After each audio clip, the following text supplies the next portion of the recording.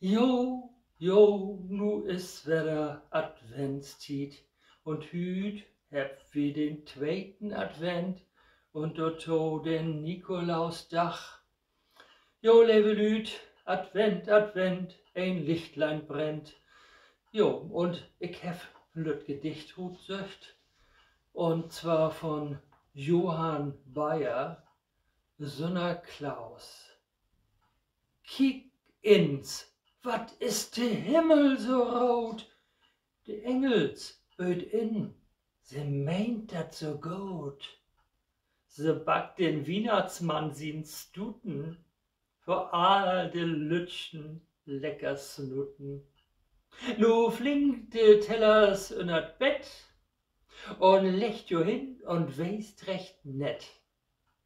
De Sünnerklaas steit für de Dör. Der Weihnachtsmann, der schickt her. Wat de Engelsback hebt, dat schuld je probieren, und smeckt je dat gut, so hört se dat gern.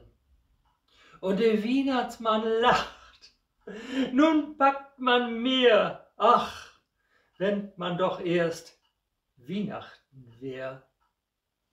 Jo, das ist ja nicht mehr so lange hin bis Weihnachten, nicht? Und ich möchte noch mal was sagen. Ich sitze ja hier wieder in der Oma- und Opa-Ecke.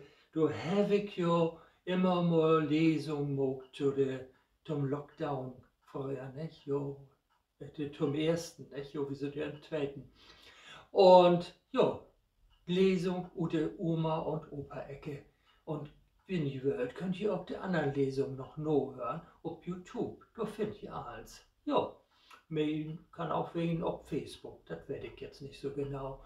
Und nu wünsche ich jo allen meine Zuhörers, Zukickers, einen wunderschönen zweiten Advent oben und lot jo dat gut kommen, mogt jo dat gemütlich, kommod und blieft gesund und blieft zu Hus.